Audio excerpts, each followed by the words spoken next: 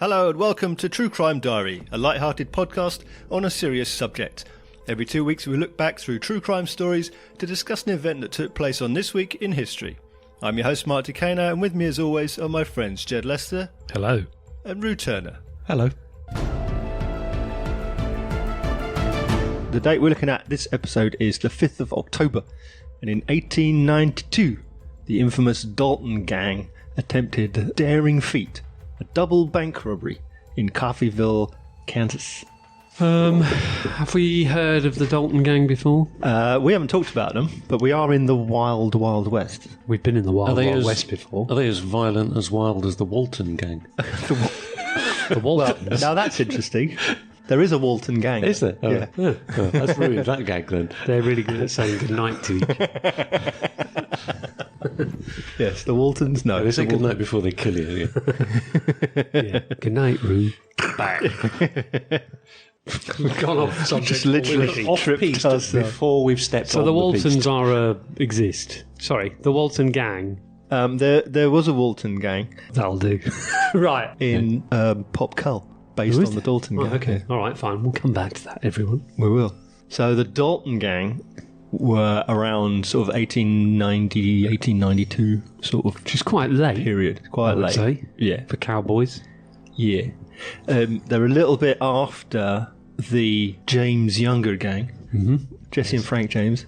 Yep. And Cole and Jim Younger. Okay. Notorious outlaws.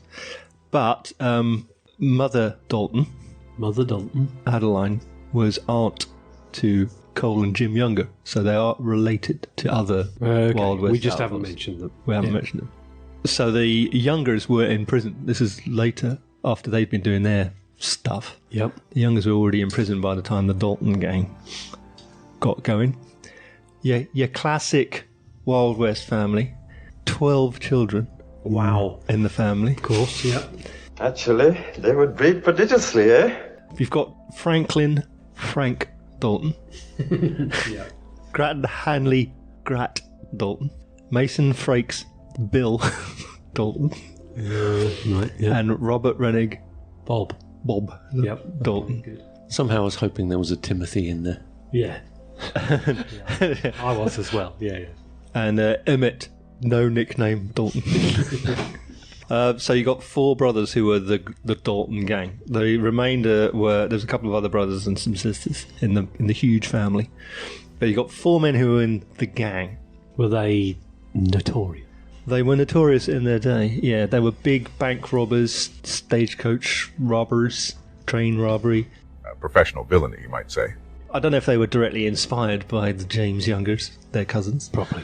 They certainly followed in their footsteps in the manner of what they did. Yep. As seems to be common then, is that they were all lawmen first. Yes. And then... They're all what? Lawmen. So they were like were they? enforcers first. Right. Yeah, well, And then thought, you know what, we can make more money if we just Yeah. use all this That power is interesting. for bad. well, older brother Frank of the gangmen, he was a deputy marshal, Really? and Weird, isn't it? he was killed in the attempt to arrest some bootleggers in 1887. So you would think that they would stay on the side of the law because the lawless side killed their older brother? Or, Their older brother. So 2 of the brothers who but they became didn't. yeah, 2 of the brothers who went into the gang. Yeah. They later then became deputies. Yeah, What sheriff had to hire you for a deputy?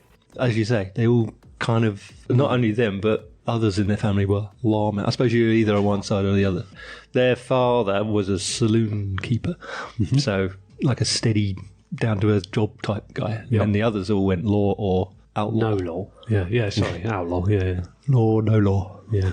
I'm going to be a sheriff. You're going to be my deputy trainees. Older brother Frank, he's buried in Coffeyville, Kansas. Right. Been there? No. What do they do there? Very little, it seems. But that's important because that comes up because you know how we talked about some other like Wild West type gangsters or even Golden Age gangsters in the US. They travel around a lot. Mm-hmm. These guys seem to not travel around a lot, which is interesting. The interesting thing that means about them that they didn't travel around on. Well, because it's unusual. Because they'll be committing crimes against the same people over and over again. Yeah. Oh, I see what you mean. If you That's travel why around, people travel you've around. got different new victims and new Yeah, opportunities. okay. New horses too. Surely there's so many times you can hold up the bank. You again. Who was that? Bob. You again, huh? They were in and out of Kansas, also Oklahoma territory. So that was the area, but they didn't go much wider than that. So you got the 4 brothers who are in the gang, which is Grat, Emmett, Bill, and Bob. Yep. They're the 4 who started the gang. Now, obviously, they're doing all their bank robberies and train robberies. They're hooking up with other people. Obviously, the people come and go from the gang, as we've talked about other times.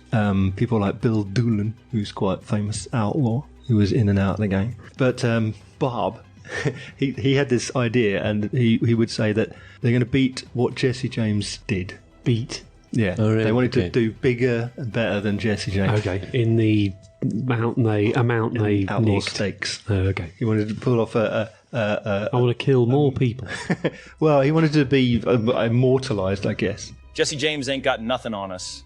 Okay. Him doing Was something. Jesse James famous at that time? Yeah, massively. Right. So. Okay, so that's why he wanted to do it. Yeah, exactly. So the gang, the youngers, his cousins, were in the Jesse's gang.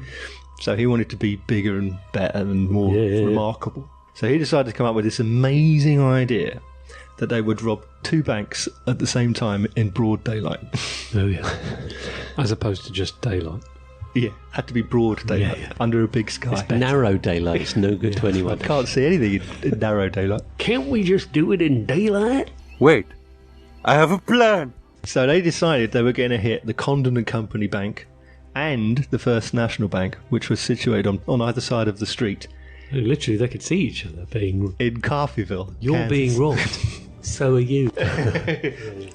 Coffeyville, right? Coffeyville, Kansas. Yeah, yeah. Local bank. Wow, that's quite audacious. Audacious. Is that a word? Brave. Yes. I think that's what they were going for. Yeah. Right, to make their infamy rise. Exactly. So Yes. what an astonishing Good idea. Yeah. I don't know what late 19th century bank robberies look like, but how many people does it take to rob a bank? In movies, you can often see Well, like four of two people, one at there- the door and isn't one there at the four of counter. them? There's 4 of them in Well, all. there you go, 2 per bank. So it's 8. That was 4 altogether. Well, it was 4 brothers, wasn't it? There was 4 brothers, but they had a couple of extra gang Yeah, members. okay. You need someone spotting in the street. You had a man named Powers Yep. and a man named Broadwell would join the gang.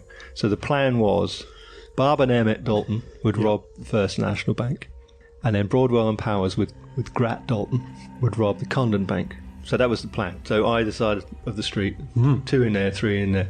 There was a big argument though because Bob, who planned all of this, wasn't sure if the Grat would be able to do it. The thing to remember when Don't tell me how to rob a bank. I know how to rob a bank. So they had a big fight about whether they should swap places. Okay.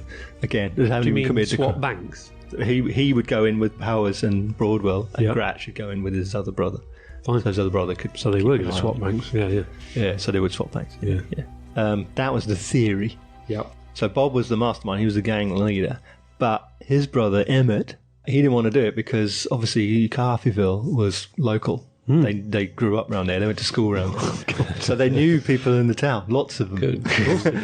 Well, they knew everyone. Pretty probably. much everybody, really. Yeah, yeah. So it's like, oh, And everyone knew Are that. you robbing the bank again? yeah. It is Wednesday. So he thought, oh no, we're going to go in there, guns are blazing. Sure. Yeah. And my friends are going to get hurt. And Bob was like, don't worry, there won't be any shooting. Okay, fine. I'll take your word on it, Bob. Don't worry. Take a ticket and wait for your number to be called. Yeah. Yep. It's not going to be any shooting. We'll be in and out before anyone knows what's happening. Fine. Good. Right. Everything will be just fine, and nobody will have any cause to complain or get dead. Anyway, guess what I'm next? So the plan was this. You're going to tie up the horses behind the Condon Bank. Tie the horses? What have they? Oh, you mean Tie the horses and rob tie them. the horses? Yeah. Steal their wallets.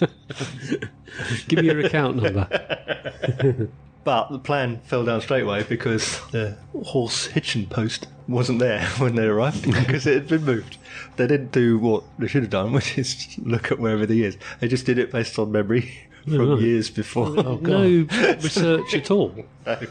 So they hadn't actually gone into town to look at it. The whole plan was, well, you'll come to it, but effectively ruined by the fact that they couldn't tie the horses. Hey, you can't park that animal over there. It's illegal. It meant they had to start their horses somewhere else that wasn't protected by big brick walls, i.e. they weren't protected getting to and getting on their horses, which meant they had to tie up their horses somewhere else. Yep. There's a place by the jail. Oh, no. I was about to say, for a gag. We'll put our horses in the sheriff's office. There's a place near the jail, which obviously is quite open, and they tied their horses up there. To this day, that's now called Dalton Alley. Excellent. So they went down there. This is October 5th, 1892. They tie up their horses, and then the shopkeeper who was out sweeping the boards outside his shop. Why people always sweep the street, I don't know. They do, it's weird how they do that. It's dusty. Deal with it. You're in the desert. Now he saw the brothers, Yep. and it's like, I know you. It's like straight away, even didn't recognise him, even though Brother Grat was wearing a false moustache. Really?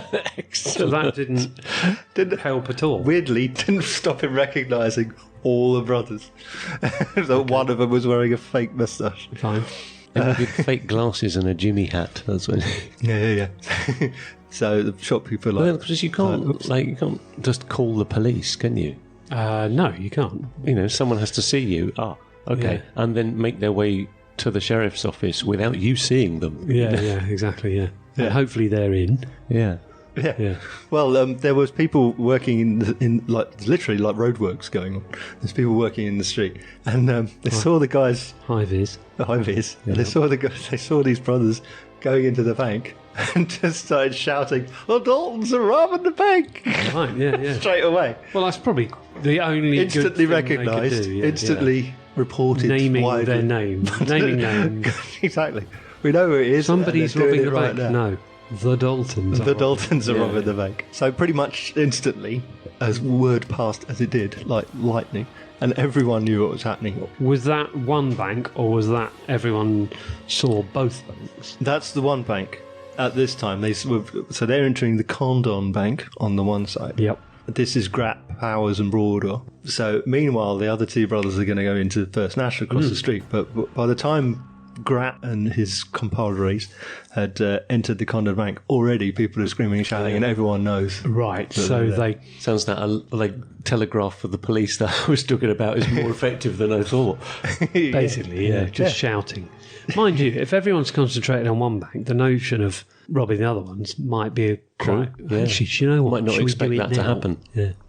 Grat in the bank points up his Winchester and says, "Put the money in the bag." So literally, it's sack and bank drawer. Fill it up. Of course, yeah. Everybody be cool, this is a robbery! Then they saw that the vault was open. The vault door was open, which is where obviously the safe is. So he shoves the manager into the vault and says, "Open the safe." And the mate manager says, "It's time locked. It won't open for another 10 minutes," which was a lie, but it worked.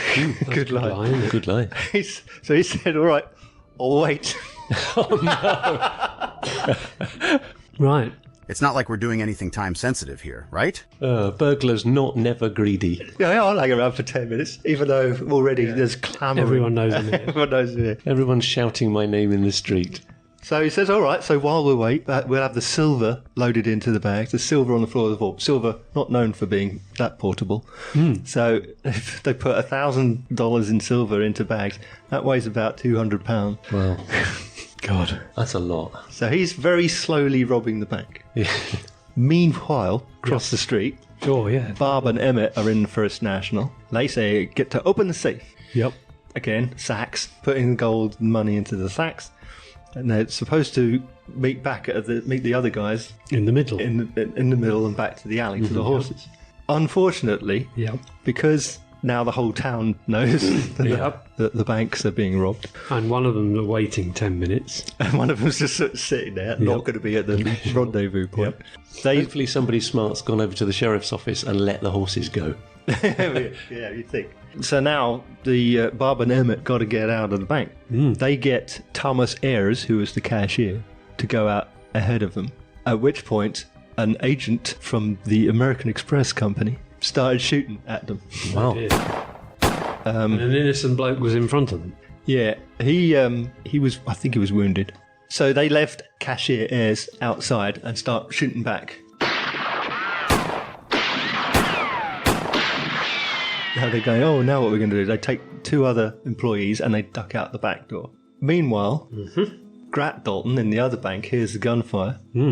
He just grabs the bag full of silver, can't carry it because it's too heavy. Because it's £200. Because it's £200 of silver. Yeah. So he demands that the silver is immediately taken out of the bag. Because he wants to keep the bag. He wants the bag. So he just starts filling his pockets with cash. Okay. What he can. Wow. So he and his 2 mates are in that bank now unloading silver. Yeah. And all the while, the townsfolk have been picking up guns, as you probably would expect. Sure. Passing out guns. There's 2 shops in the town who sell general stores, hardware stores. Yeah. And they're just handing out rifles to the townsfolk. Oh, wow. Did they rob the bank? What's the gun for? What's going on?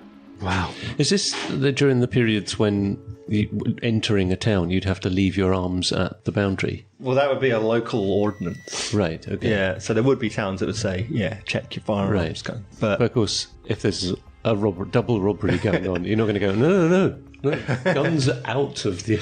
I'm here to disarm you. Quite the reverse. Everyone's got a gun at this point. Sure. Yeah. Because as we know, what you need if you've got a baddie with a gun is goodies with guns. Yeah. And more people with more guns. More guns. Yeah. People say, we have to prevent school shootings, and I say give the children guns so they can defend themselves. You've now got 2 who've ducked out of the back of First National, but you've got 3 who are now in the Conundrum Bank. They're now under fire from the townsfolk who are just shooting through the windows. Wow. Almost arbitrarily. And but they decide they're going to return fire and they're going to hold out in the bank because, as you remember, they're waiting for the time lock to finish. They're still waiting. They're being fired on and they're still waiting for it. So they're just shooting in and out of the bank at each other, waiting for a non-existent time lock. Oh, right. Oh, sorry, I forgot. It wasn't time locked. It wasn't time and it's locked, never going to open. Or was it open? Oh, it could have opened it at any point. Ah, right. But it just lied and said it was time locked. Oh, that's very clever, actually, isn't it? It's just waiting. They're waiting for this. So. Regardless of whether they come out laden with cash or nothing, there's a load of people out there with guns. Yeah. So it kind of doesn't matter if you've got anything or not, you're going to be under fire.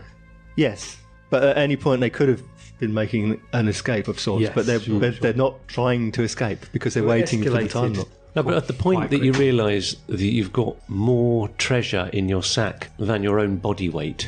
Yeah. It's time to leave. They're waiting to get more cash, which is light. Because they couldn't carry the silver. Okay. Yeah. But, like I say... You have to balance that with your own life, though.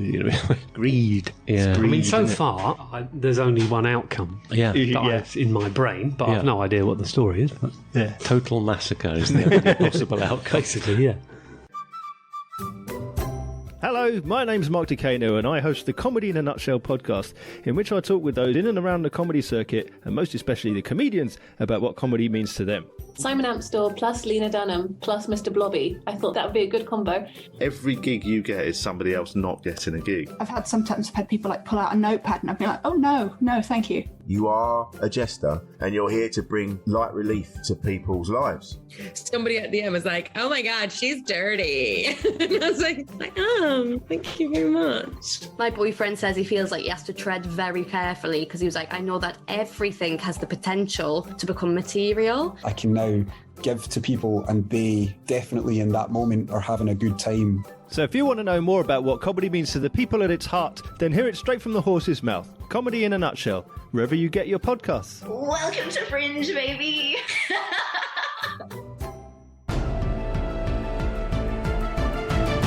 back across the street, brothers Bob and Emmett.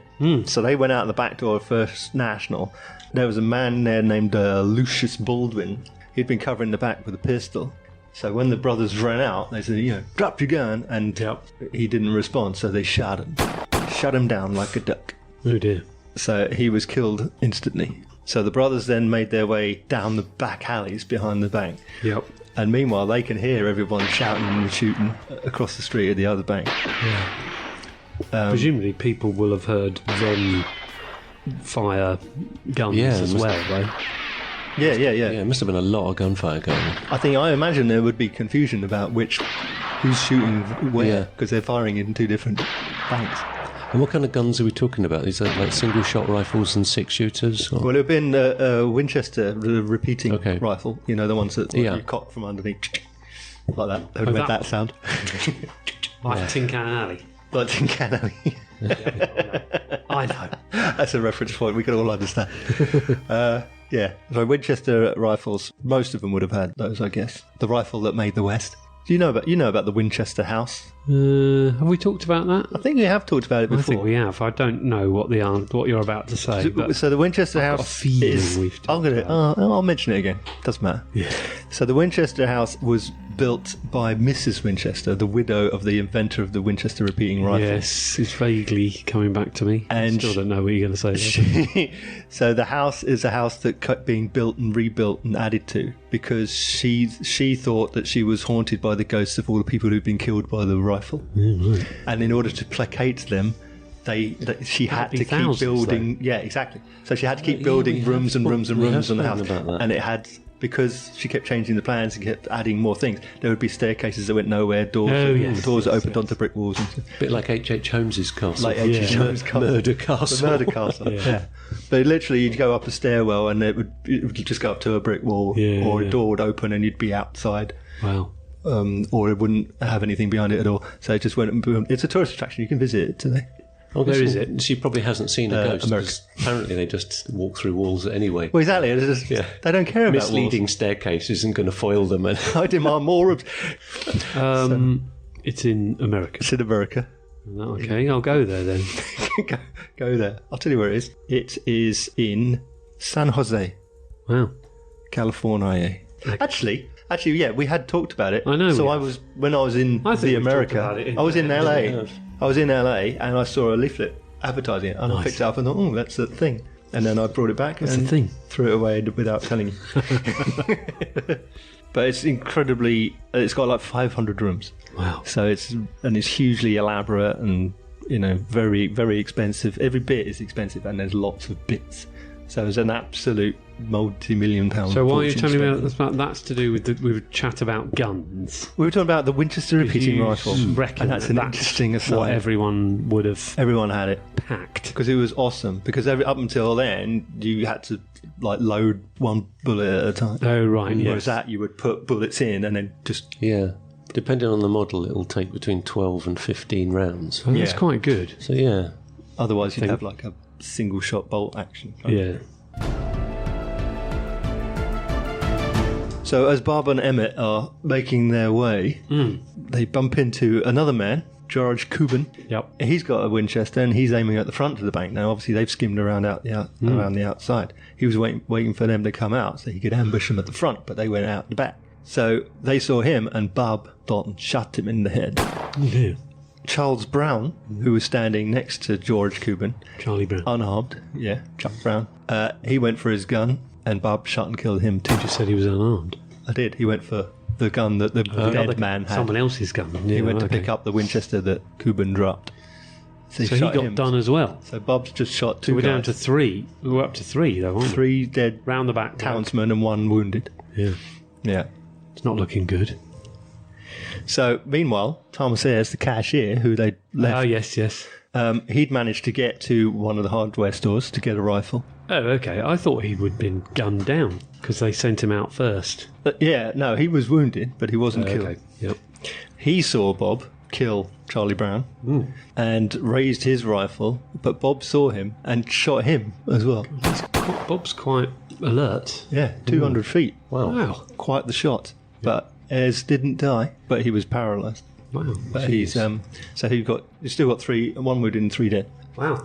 So sorry, what was the score at the minute? We've got 7 baddies. Is it 4? No. 3 in one bank, 2 in the other, who've just come out. And you've got 3 townsfolk dead.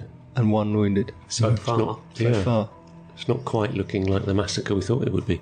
Yet. Are you trying to make out that they're all right, a nice bunch of lads? They're all right. Back across the street again. Oh, yeah. Back in the other bank. Yeah. The one with the time lock. The supposed time lock. Yep. They decide it's time to go. They didn't wait for the lock any longer. Yep. Went through the side door and made a run for it across to where the horses were. And they managed to meet up with Barb and Emmett. So now they're all met up and they're heading down toward the alley where the horses are. At which point, the marshal, Charles Connolly, stumbled out into the alley, didn't see the outlaws behind him, and Gray shot him and killed him too. God. Wow. So he knew something was going on, and he just happened to come out at the wrong time. He came out, ran toward the bank where all the shooting and the commotion and shouting, but didn't know that the bandits were behind him. So they turned around, saw the marshal, shot him. So that's now we're up to 4. Is it? No. However, behind the marshal was another man named John Clure, and he managed to shoot Grat. So Grat shot the marshal, and having shot the marshal before he could turn to shoot Clure, Clure shot him in the throat. Oh dear. Meanwhile, trying to mount the horses, Bub, having been shot at from the hardware store, Bub was shot and he got hit in the head and the heart. Oh, that'll do the trick. Yeah, either one of them would have done. Yeah. Did he die? He did. Yeah. So now you have an outlaw down and an outlaw wounded. Injured, yeah. Yeah. It's trying to even itself out. Yeah. Yeah, throat injury could go either way though, couldn't it really? Could it? Yeah, well, you could either bleed out in a couple of minutes or just carry on for the rest. Depending quite on happily. which Yeah. bit. Yeah. I'd like the latter. Powers was also shot by gunfire from the hardware store. Yep. There's another man down. It's not going very well. No. Have they, at this moment, have some of them got a bit of silver in their pockets and that's it? They're all carrying some stuff, yeah. Oh, okay. They've all got, they've all got some. Bob and Emmett have got bags of money, coinage and cash from their bank. Yep. And then the others have got whatever they managed to pocket, because obviously they left the silver, some cash. So they've got something. Emmett got on his horse, but when he saw that Bob had been hit, he tried to get Bob on his horse, and then got hit in the back with a buckshot. Someone with a shotgun. Yep. That's kind of smart. Yes, yeah. I'll come back to him in a second. I'll tell you what happened to him. Broadwell, he was hit a few times, but did manage to ride off. But then he was found later. He'd got 2 miles and then died from his gunshot wounds. Wow. So another dead. Dropping like flies. I guess once you take one of them out, that there's less fire to defend against. Yeah. So Grat and Barb Dalton, Dick Broadwell and Bill Powers were all shot dead. Holy crossfire. Hoist on their own murderous petards. So now it's 4 for 4, and 1 townsfolk wounded and 1 Emmett Dalton wounded. Yep. So that he had the buckshot. He had 23 gunshot wounds. Wow. Mostly buckshot, but Is also that just small. Yeah, but I mean a lot of in his ball back. bearings in his back. But he was also shot in. I realise it's not very nice. It's not great to be shot with a shotgun, but also he had rifle shots through the arm, shoulder, and the leg. So he's not going to, on the basis that there's no hospital penicillin, actual cleanliness or anything. He's probably going to die anyway. Yeah, I mean, you'd spend a week bleeding out in a bed. And with a bandage around your head. And here's some tea, and that'll be your medical kind of treatment, won't it? Covered in poultices. It was covered in vinegar poultice. Here's some stale bread. So you can either eat it or it will mop up the blood. Yeah. Shall I tell you what happened to him? Great. Oh, yeah, sorry. He survived. Oh. Yeah. I mean, I'm quite pleased for him. He survived. He was given a life sentence. Oh, right, fine. So far, the utopia of being as famous as the James Gang, or specifically Jesse James. Yeah, presumably is not. Yeah, just going. Because we know about Jesse James and we don't know anything about the Gangans. We'd never ever heard. Yeah. Hilariously, yes, we'd never ever heard of him until I hadn't. It was an until audacious half an raid, hour but ago. it went south pretty quick. Very, very quickly. Yeah. Right. Okay. So the other brother, Bill Dalton, the other gang member, and Bill Doolin, another gang member, he's famous in his own right. Yeah. They were waiting with some other horses, but after a while they got tired of waiting and they just left. So we don't even know how long they waited or whether they would have caught up with them. Anyway, they were waiting with fresh horses, so presumably they would have run hell for leather out of the town on horses and then changed for fresh horses. And maybe after a few minutes after it kicked off, they just thought, I'm not hanging around. Just forget it. They were miles away. This has got messy. But the thing is, they would have heard it though. I reckon you'd hear. Oh, you'd hear all the gunfire and stuff. Would. Absolutely. I mean, it depends when you say miles. Well, I just know it was several miles, so I don't know. I'd say 5 miles in 1895. Yeah. So let's say. Was it Back to the Future? 1885. Yeah. Was that when it was? No, this is 1892. And this 7 years after. 7 years after Back to the Future Part 3. Sorry? Was that Emmett? Was it Doc Emmett? Doc Emmett, yeah. Oh, yeah, of course. That's where he was named up. Called Eastwood. Clint Eastwood. I don't think it's nice you laughing. Well, perhaps that. No, hang on. It's not real. But I'm going to say perhaps that's what they were trying to strive for. The notoriety of Eastwood. Clint Eastwood. He had a ravine named after him. Eastwood Ravine. Because 7 years previously, someone else was a hero, kind of, and that's who they were trying to emulate. Well, no. But none of it existed. They stole a train. Yep. Well, I'm wondering if the guys who got tired of waiting, if they'd known to factor in the possibility they might wait 10 minutes for a time lock. Let's give them 8.5 minutes. I reckon in that kind of terrain, not that I know what the terrain is at all, but I reckon 5 miles you'd hear kind of gunfire. They might have been 20 miles away. Well, how long do you ride a horse before you need a fresh horse? Don't know. Many miles. Yeah, probably. It probably is, isn't it? Yeah. 10 or 20 miles. Yeah. At full speed. Yeah. Well, to necessitate changing for a fresh one, they'd have to be tired, and horses aren't weak. I mean, you're right. It's minimum 10. I'd say. I'd say 50. more like 30, 40, 50. Okay, all right, fine. So they just probably didn't hear it. They were just sitting there going, I don't think they're coming. Ultimately, they were right to leave. Ultimately, they were right to leave, yeah. So Doc Emmett Dalton, he got his life sentence. He served 14 years and then got a pardon. Why? I don't know. I don't know. Because he was full of holes. Wow. He moved to Hollywood, California. Did he? Great Scott. Exactly. And made Back to the Future Part 3. And he did, well, he was an actor. He did everything from acting to real estate. God. Yeah. So it was all forgotten? Yeah. That was bizarre. Did he kill anyone? Not like He just didn't get killed. Basically. He didn't get killed, yeah. So he got That done. doesn't deserve a pardon. No, I know. Not in the slightest.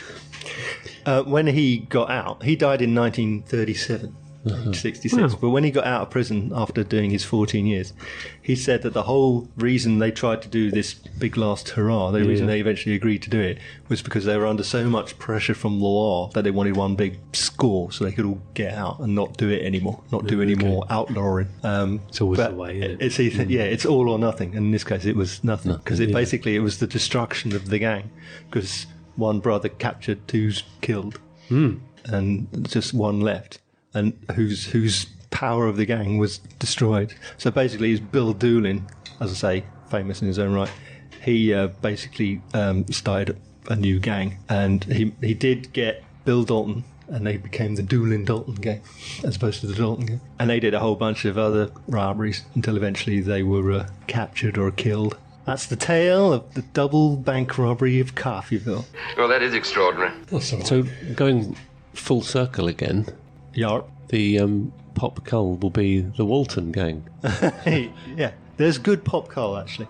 Walton's gang Yep. is in Red Dead Redemption. You know that video game? Yeah. So Red Dead Redemption there's a gang in that. Gang of outlaws called Walton's Gang, and it's based on the Dalton Gang. From there. Literally from there. Very good. But you might better know Yep. is the 1940 Randolph Scott movie, Randolph Scott. When the Daltons Rode. Really? Adapted from Emmett Dalton's book of 1931. He wrote a book about the gang. Before he died. So Randolph Scott made a Western in 1940. And then in 1946, there was another movie called Bad Man's Territory, starring Randolph Scott, based on the Daltons. Randolph Scott. And then in 1948, there was another movie called Return of the Bad Men, starring Randolph Scott, based on the Daltons. Randolph Scott. And then... No. So that must mean it did quite well. In 1949, there was a film called The Doolins of Oklahoma, starring Randolph Scott as Bill Doolin, Right. which is based on what happened to Bill Doolin after the Coffeyville attack. Right. In 1952, there's a film called The Cimarron Kid, starring Audie Murphy. Genuine American hero Audie Murphy. But yeah, loads of movies. Good. Your classic westerns. Randolph Scott, big fan, obviously. Also, Lucky Luke. Yeah, I know. Yeah. Cartoon. Yep. One of those, for those who don't know, Lucky Luke is a French cartoon, comic book from the 50s, basically. Yeah. And one of those is the Coffeyville and the Daltons. Is right. Okay. Yeah. So they talk about that. So it got across the Atlantic to Europe. They were talking about it. There's a 1957 Western called The Dalton Girls. Bring in which is a new audience. Yeah. Which is supposedly like the sisters taking over from the brothers who were all killed and captured. yeah. Whatever. There's a whole bunch of TV shows that mention it, that refer to it in episodes. Again, there's a more modern movies. There's Randy Quaid was in the movie in 1979, Last Ride of the Dalton Gang. And he also was in The Long Riders, which is about the James Younger gang. The album by the Eagles, Desperado. There's a song on that called Doolin Dalton, about the Doolin Dalton gang. And there's a famous photo of the capture of the gang after the Coffeyville shootout. And the Eagles, the band members, recreate the picture on the back of the album. Yeah, that's quite good. It's quite fun. Yeah. There's lots of photos of the bodies all lined up for viewing. They line them all up. Yeah. There's one where they're holding them up. They're holding them up for the camera. Oh dear. Yeah. But possibly, to my mind, the most impressive and most memorable recreation of the Dalton Gang is with Huckleberry Hound. Yeah. Just take it easy now. Excellent. That's all for this time. If you want to know more about what we've talked about on this episode, then just Google it or something. You can listen to all of our previous episodes on our website. That's www.truecrimediary.co.uk. Please remember to leave a review on your podcast provider if you can, or you can email us. That's stuff@truecrimediary.co.uk.